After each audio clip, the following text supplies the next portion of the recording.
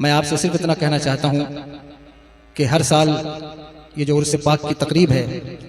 اس کو سیلیبریٹ کرنا یا منانا اور اس میں علماء کو بلانا یہ کس وجہ سے ہوتا ہے، اس کی بنیاد کیا ہے؟ یاد رکھیے، کسی بھی نظام کو چلانے کے لیے کچھ لوگ ان چیزوں کو بڑا غیر ضروری سمجھتے ہیں، جبکہ یہ ہمارے اکابرین کی ایک ان کا ایسا طریقہ کار ہے جس سے پوری دنیا کے اندر اسلام کو پھیلانے میں جتنی معاونت ملی ہے دنیا کے کسی اور پلیٹ فارم سے اتنی معاونت نہیں مل سکی ہے۔ اور یہ انبیاء علیہ السلام کی سنت ہے کہ لوگوں کو جمع کیا جائے اور پھر انہیں دین سکھایا جائے۔ تو اس کو کرنے میں، منعقد کرنے میں ظاہر ہے کہ وقت بھی جاتا ہے، پیسہ بھی جاتا ہے، اور لوگ اپنی مصروفیات کو ترک کر کے یہاں آتے ہیں، لیکن اس سے ہمارا اور آپ کا ایک ریلیشن ڈیولپ ہوتا ہے، اور ہم آپ سے دین کی وہ باتیں جو ہم سال بھر تک کارکردگی کرتے ہیں اس کو سنانے کا موقع ملتا ہے، آپ کو کچھ دین سکھانے کا موقع ملتا ہے، آپ سے ملاقات کا موقع ملتا ہے، اور پھر بزرگان دین کی چوکھٹ سے ملنے والی شے کا احساس اس بندے کو نہیں ہو سکتا جس نے علم کا ایک زینہ بھی طے نہ کیا ہو، اور وہی شخص جانتا ہے ان بارگاہوں کی سے ملنے والی قیمتی اشیاء کے بارے میں جو علم کی طرف پیش قدمی کرے، اور جسے علماء سے محبت ہو، علم کی قدر کرنے والا ہو، یا علماء کی صحبت میں بیٹھنے والا ہو۔ جس طرح میرے آقا سرور دو عالم صلی اللہ تعالیٰ علیہ وسلم نے ارشاد فرمایا کہ تم صبح اس عالم میں کرو کہ تم عالم ہو، اور اگر یہ نہیں ہو سکتا تو طالب علم بن کر صبح کرو، اور اگر یہ بھی نہیں ہو سکتا تو علماء کی صحبت میں بیٹھنے والے بن کر صبح کرو، یا علماء سے محبت کرنے والے بن کر صبح کرو۔ اور فرمایا وَلَا تَكُونِ الْخَامِسِ، پانچواں مت بننا۔ کیوں؟ پانچواں وہ جو علماء سے نفرت کرنے والے لوگ ہیں، علماء کی چغلی کرنے والے لوگ ہیں، علماء کی غیبت کرنے والے لوگ ہیں، علماء کو ٹیڑھی نگاہ سے دیکھنے والے لوگ ہیں، ایسے نہ بننا۔ یہ حضور سرور دو عالم صلی اللہ تعالیٰ علیہ وسلم کا فرمان عالی شان ہے۔ وہی ان درباروں کی اہمیت کو سمجھ سکتا ہے کہ بزرگان دین کی چوکھٹ سے ہمیں کیا ملتا ہے، اور خدا کی قسم ہمارا عقیدہ تو یہ ہے کہ ان اللہ والوں کی چوکھٹ سے ہمیں جنت ملتی ہے۔ جس کو میری بات پر اعتبار نہ ہو اس کے لیے میرے پاس دلائل بھی موجود ہیں۔ آپ نے سنا ہوگا کہ بنی اسرائیل کا ایک شخص 100 آدمیوں کو قتل کرنے کے بعد جب ولیوں کی بستی کی طرف بڑھا اس کی روح قبض کر لی گئی۔ تو کیا یہ حدیث پاک تو توبہ کے باب میں ہے، لیکن اس سے کبھی آپ ولیوں کی عظمت کا اندازہ لگائیے کہ جس وقت اس کی روح قبض ہوئی تو دونوں فرشتے عذاب اور ثواب کے، جنت اور دوزخ کے اس کے پاس حاضر ہیں، اسے کدھر لے جایا جائے؟ اللہ کہتا ہے زمین کو ناپ لو، اور جدھر زمین کم پڑ جائے اس طرف میرے اس بندے کو جنت کی طرف لے جاؤ۔ اگر یہ ولیوں کے آستانے سے قریب ہو تو یہ ولیوں کی عظمتوں کا باب حدیث پاک سے یہاں سے ہمیں ملتا ہے، شروع ہوتا ہے کہ ولیوں کے آستانے سے ہمیں جنت ملتی ہے۔ لیکن وہ عقیدت، وہ محبت لے کر کوئی ان بارگاہوں میں آئے، صرف اگربتی جلانے یا چادر پیش کرنے کے لیے عرس یا آراس کی محفلیں نہیں منعقد کی جاتی، بلکہ اولیاء کاملین کے عرس اس لیے منعقد کیے جاتے ہیں تاکہ جب آپ ان محفلوں میں آتے ہیں تو آپ کو پتہ چلتا ہے کہ زندگی کتنی مختصر ہے اور اس دنیا سے جی لگانا کتنا خطرناک ہے۔ اگر کامیابی، اگر عروج، بلندی، سرفرازی کوئی چاہتا ہے تو ان ولیوں کے نقش قدم پر چل کر وہ کامیابی حاصل کر سکتا ہے۔ اس لیے کہ بڑے سے بڑا امیر آدمی ساری زندگی کماتا رہے، ساری زندگی محنت کرتا رہے، جد و جہد کرتا رہے، کوشش کرتا رہے، سرمایہ جمع کرتا رہے، اور بڑی بلڈنگ بنائے، بڑا محل بنائے، بڑی کامیابی حاصل کرے، لیکن جس وقت وہ اس زمین سے رخصت ہوگا، اس دنیا سے جائے گا، اس کا نام 2-4-5 دن تک تو لیا جا سکتا ہے، لیکن اس کے بعد اس کی قبر پر کھڑا ہونے والا بھی کوئی نظر نہیں آئے گا۔ لیکن جس نے ساری زندگی کوئی دولت، کوئی سرمایہ جمع نہ کیا، جس نے ساری زندگی کوئی محل، کوئی عمارت تعمیر نہ کی، بلکہ ساری زندگی اللہ اکبر کبیرہ مصطفیٰ جان رحمت کے دین کی تبلیغ و اشاعت اور ترویج و اشاعت میں لگا دی، وہ دنیا سے چلا گیا۔ آج خلیق ملت کی شکل میں بظاہر ان کی کوئی اولاد تو نہیں ہے، لیکن آج ان کے دربار پر ہزاروں روحانی بیٹے کھڑے ہیں جو ان کی عقیدت میں ان کے نام کا نعرہ بلند کر رہے ہیں، جو ان کے مزار پر ان فاتحہ پڑھ رہے ہیں۔ اس سے پتہ چلتا ہے کہ انسان جب دین کے لیے زندہ رہتا ہے تو اس کا نام اللہ باقی رکھتا ہے، اور اگر کوئی اپنی ذات کے لیے زندہ رہے پھر مر جائے، اس کا نام لینے والا، اس کی اولاد بھی اس کا نام نہیں لیتی۔ اس لیے دین کے لیے زندہ رہیے، دین کے لیے کام کیجئے۔ ہم قیامت سے بہت قریب ہیں، قیامت بہت قریب ہے، اس لیے آپ دیکھتے ہیں وقت کی برکت ختم ہو گئی ہے، بہت ساری نشانیاں ہیں قیامت کی جو اب دھیرے دھیرے ظاہر ہو رہی ہیں، علماء کا اٹھ جانا، علم کا اٹھ جانا، ساری نشانیاں ظاہر ہو رہی ہیں۔ اس میں سے ایک نشانی یہ بھی ہے کہ انسان اتنا مفاد پرست ہو جائے گا، انسان اتنا جو ہے وہ اپنا فائدہ اور اتنا زیادہ سیلفش ہو جائے گا کہ وہ اپنے بچوں تک کا فائدہ نہیں دیکھے گا۔ یہی وہ دور ہے کہ جس میں ہم اتنے سیلفش ہیں کہ ہم دولت کمانے کے چکر میں اپنے بچوں تک سے ان کی زندگی، ان کے فیوچر سے بھی کمپرومائز کر رہے ہیں۔ اس لیے خدا کے لیے ان اولیاء کے آستانے پر آئیے اور آ کر صرف چادر چڑھانا اور اگربتی جلانا یہ مقصود نہیں ہے، بلکہ یہاں سے آپ طرز حیات لے کر جاتے ہیں، یہاں سے آپ طرز زندگی لے کر جاتے ہیں، یہاں سے آپ زندگی گزارنے کا طریقہ لے کر جاتے ہیں۔ اس لیے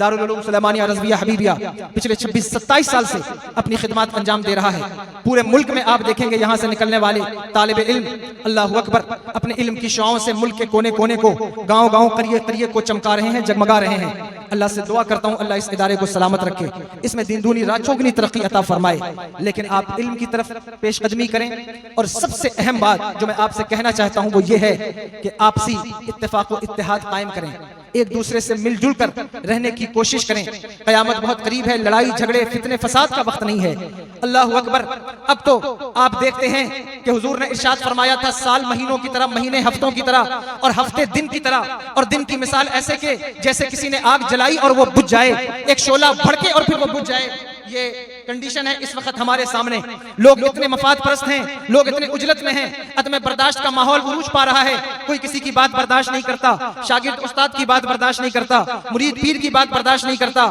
سامعین خطیب کی بات برداشت نہیں کرتے۔ یہ عدم برداشت کا دور ہے، یہ بھی قیامت کی نشانیوں میں سے ایک نشانی ہے۔ قیامت قریب ہے، اس لیے اپنے اعمال کو درست کیجئے، اپنی زندگی کو درست کیجئے، اور اپنی زندگی کو جتنا ہو سکے پرسکون بنانے کی کوشش کیجئے۔ میں دولت کمانے سے نہیں روکتا، میں اللہ اکبر بزنس کرنے سے نہیں روکتا، لیکن اپنے دل کو کس وقت اور کس طرح مطمئن کرنا ہے، اگر یہ واقعی آپ جاننا چاہتے ہیں تو آپ کو اولیاء اللہ کی چوکھٹ پر آنا ہوگا، تو آپ کو پتا چلے گا کہ زندگی گزارنے کا طریقہ کیا ہے، سکون کے ساتھ زندگی کیسے گزاری جا سکتی۔ جس انسان سے پوچھیے اس کا مسئلہ یہ ہے کہ حضرت سب کچھ ہے لیکن سکون نہیں ہے، پہلے جھوپڑی میں رہتا تھا اب محل میں رہتا ہوں سکون نہیں ہے، سائیکل سے چلتا تھا موٹر سائیکل سے چلتا ہوں لیکن سکون نہیں ہے، سکون حاصل نہیں ہے، اجلت ہے، بے چینی ہے، پریشانی ہے، ڈپریشن ہے، انزائٹی ہے۔ اللہ اکبر کبیرہ، یہ چیزیں کیوں پیدا ہو رہی ہیں، اس کی وجہ کیا ہے؟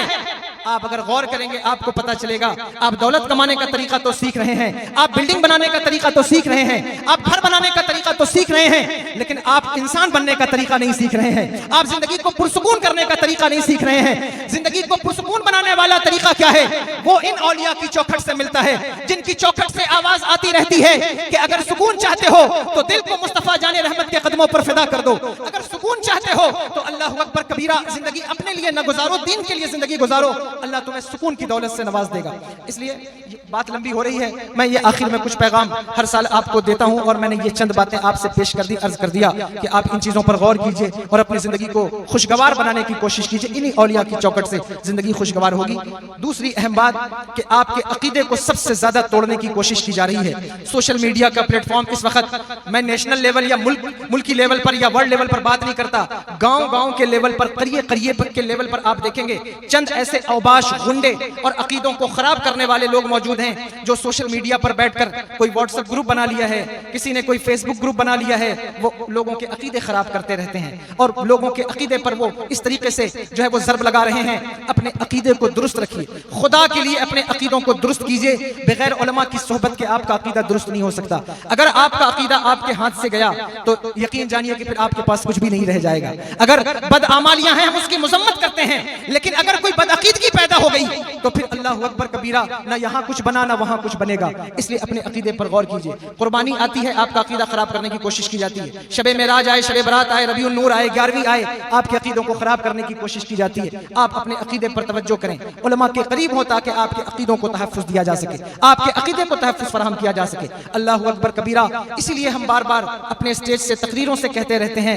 اگر عقیدے کو تحفظ دینا چاہتے ہو تو مسلک اعلیٰ حضرت کے سائے میں آؤ، اس لیے کہ آپ دیکھتے ہیں کہ حضرت سیدنا صدیق اکبر رضی اللہ تعالیٰ عنہ کے نام کے نعرے لگانے والے اللہ اکبر مولائے کائنات کا بغض اپنے سینے میں پال کر بیٹھے ہوئے ہیں۔ آپ دیکھتے ہیں کہ مولائے کائنات کے نام کا نعرہ لگانے والے اللہ اکبر صحابہ کرام کی زندگی پر انگشت نمائی کرتے ہوئے نظر آ رہے ہیں، بلکہ کنڈیشن تو یہ ہے کہ آپ دیکھیں گے بڑے بڑے اولیاء اللہ کی زندگی کو اپنی زندگی کا محور و ممبر بنا کر جو ہے وہ ان پر کلام کرنے والے، ان سے عقیدت کا دعویٰ کرنے والے بھی دوسرے اولیاء سے آپ دیکھیں گے نفرت کرتے ہوئے نظر آ رہے ہیں. لیکن یہ مسلک جسے ہم مسلک اعلیٰ حضرت کہتے ہیں, آپ دیکھیں گے یہ وہ مسلک ہے کہ جس مسلک کے اندر اگر کوئی اس کے سائے میں آ گیا تو وہ غوث اعظم کا بھی نعرہ لگا رہا ہے, وہ غریب نواز کا بھی نعرہ لگا رہا ہے, وہ صدیق اکبر کا بھی نعرہ لگا رہا ہے, وہ مولا کائنات کا بھی نعرہ لگا رہا ہے. اس لیے اس مسلک کے سائے میں اپنی زندگی گزاریے. ہمارے آباء و اجداد نے ہمیں یہ مسلک دیا اور پھر ہم نے اس مسلک پر تحقیق بھی کی. ایسا نہیں کہ صرف آباء و اجداد کے کہنے پر ہم ان کی تقلید میں اس مسلک پر چلتے آ رہے ہیں. نہیں, ہم نے اس مسلک کو پڑھا بھی ہے, ہم نے اس مسلک کو دیکھا بھی ہے. اور جب ہم نے اس مسلک کو پڑھا اور دیکھا تو پھر ہمیں پتا چلا کہ اللہ اکبر کبیرہ, یہ وہی مسلک ہے جو غوث اعظم کا مسلک تھا, یہ وہی مسلک ہے جو اجمیر میں غریب نواز کا مسلک تھا. جو لوگ کہتے ہیں کہ ہمیں مسلک کی ضرورت نہیں, ہم قرآن اور سنت پر چلتے ہیں, میں ان سے کہنا چاہتا ہوں کہ اگر آپ قرآن اور سنت پر چلتے ہیں تو اللہ اکبر کبیرہ غوث اعظم کے بارے میں کیا خیال ہے کہ کیا وہ قرآن اور سنت پر نہیں چلتے تھے؟ غریب نواز کے بارے میں کیا خیال ہے, کیا وہ قرآن اور سنت پر جو ہے وہ نہیں چل رہے تھے؟ بلکہ آپ دیکھیں گے 1450 سال کی تاریخ میں اولیاء کی زندگی کو پڑھیے دیکھیے تو آپ یہ کہنے پر مجبور ہو جائیں گے آپ یہ وہی مسلک ہے جو غوث اعظم کا ہے, یہ وہی مسلک ہے جو غریب نواز کا ہے, یہی وہ مسلک ہے جس پر آپ عمل کریں گے, جس کی چھتر چھایا میں چلیں گے, آپ کا عقیدہ بھی محفوظ رہے گا, عمل بھی محفوظ رہے گا. اس لیے میں آپ کو اس مسلک کی دعوت دیتا ہوں کہ اس مسلک کے سائے میں اپنی زندگی گزاری, اپنے عقیدے کو تحفظ دیجیے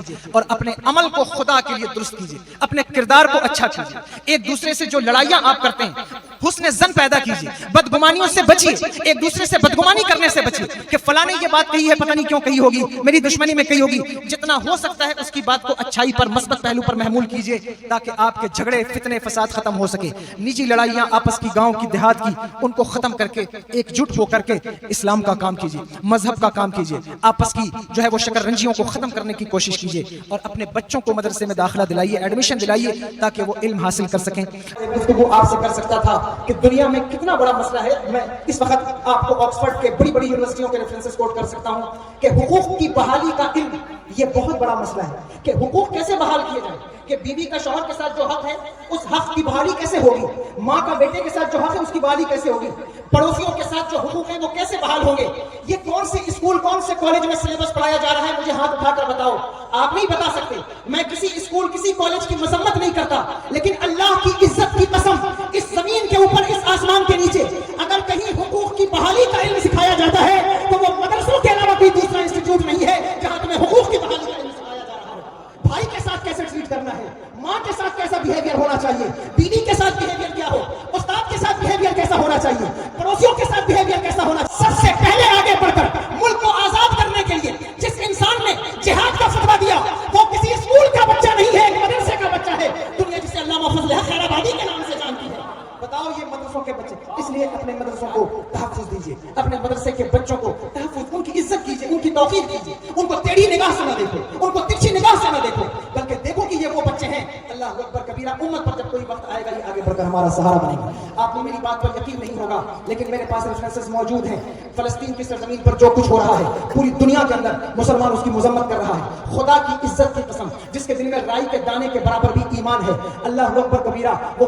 کسی بھی پریشر میں, کسی بھی دباؤ میں کبھی ایسا نہیں ہو سکتا کہ فلسطینیوں بھائیوں کی قربانیوں کو فراموش کر دے. وہ ضرور ان کا تذکرہ کرے گا, وہ ضرور ان کی بات کرے گا. بچوں کے اندر کہاں سے پیدا ہوئی ہے؟ پچھلے 300 سال کا مطالعہ اگر آپ کریں گے آپ کو پتا چلے گا کہ فلسطین میں پیدا ہونے والے بچوں کی ماؤں کا عالم یہ ہے کہ جس وقت وہ پیدا ہوتی ہے انہیں کسی علم سے پہلے قرآن کا علم پڑھایا جاتا ہے, مصطفیٰ جان رحمت کی حدیث کا علم پڑھایا جاتا ہے, جس کا نتیجہ یہ نکلتا ہے کہ وہ اتنے بہادر ہیں. اللہ اکبر کبیرہ, ان کا دل اتنا مضبوط ہے. یہاں پر کنڈیشن یہ ہے کہ ادھر سے ہوا چلے تو دوسری طرف سے آواز اٹھنے لگتی ہے کہ ہمارے اوپر بڑے ظلم و ستم ہو رہے ہیں. میں انکار نہیں کرتا, لیکن ایک انسان ایسا دکھاؤ فلسطین کی سرزمین پر جو یہ کہہ رہا ہو کہ اتنی بمباری کے بعد, اتنی پریشانی کے بعد, جہاں یتیموں کے ہاتھ کٹے پڑے ہیں, بچوں کی گردنیں ان کے گھر سے جدا پڑی ہوئی ہیں, لیکن ان کے ماں کا نعرہ سنو, وہ کہتی ہیں ہمیں دنیا پر کوئی جگہ اتنی پیاری نہیں جتنی پیاری ہمیں اس ارض مقدس کی جگہ ہے, جتنی پیاری ہمیں اس بیت المقدس کی جگہ ہے. میں نے اس کے بچے کو ہاتھ میں ایک بیماری ہوئی ہے, پورا ہاتھ کٹ گیا ہے,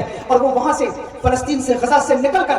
یعنی 350 کلومیٹر دور کا سفر اس نے کیا ہے, 400 کلومیٹر کا سفر. اس کا علاج ہوا ہے, وہ امن کے ماحول میں ہے. اس سے پوچھا گیا آپ کیسا محسوس کرتی ہیں؟ وہ روتے ہوئے کہتی ہے مجھے مزہ نہیں آ رہا ہے, جو مزہ مجھے فلسطین میں آ رہا تھا وہ اس جگہ نہیں آ رہا ہے. میرے بچے کا علاج ہو چکا ہے, میں واپس اپنے شہر میں جانا چاہتی ہوں. یہ کیا ہے, کس بنیاد پر ہے؟ یہ اس بنیاد پر ہے کہ جس کے دل میں قرآن کا علم ہوگا وہ کبھی بزدل نہیں ہوگا, وہ کبھی ڈرپوک نہیں ہوگا, وہ کبھی تم دبا کر بھاگنے والا نہیں ہوگا. چاہے مصیبت قوم پر آئے, چاہے مصیبت معاشرے پر آئے, چاہے مصیبت ملک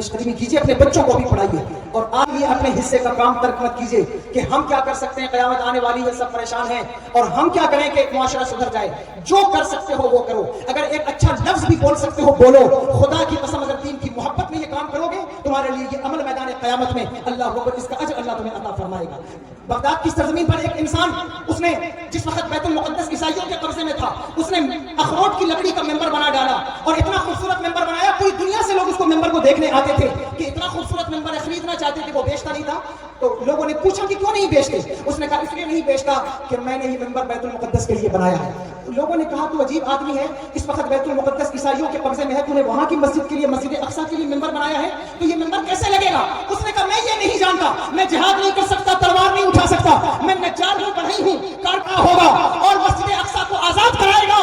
اس وقت ممبر کی ضرورت ہوگی, میرا ممبر لگا دیا جائے گا. آپ کو معلوم ہے اسی سرزمین پر چلنے والا 8 سال کا بچہ, جب اس نے یہ بات سنی, اس نے قسم کھائی کہ میں مسجد اقصی کو ظالموں کے قبضے سے آزاد کراؤں گا. اور پھر اللہ اکبر کبیرہ, جی توڑ محنت مشقت کے بعد اس بچے نے مسجد اقصی کو آزاد کرایا, اور اس ممبر کو مسجد اقصی میں لگایا. اسی بچے کو دنیا سلطان صلاح الدین ایوبی کہتی ہے. اس لیے آپ اپنے حصے کا کام کرتے جائیے. آپ یہ مت سوچیے کہ ہمارے حصے ہم کیا کریں گے تو اس کا نتیجہ کیا ہوگا. جو آپ کے حصے میں کام ہے آپ وہ کرتے جائیے.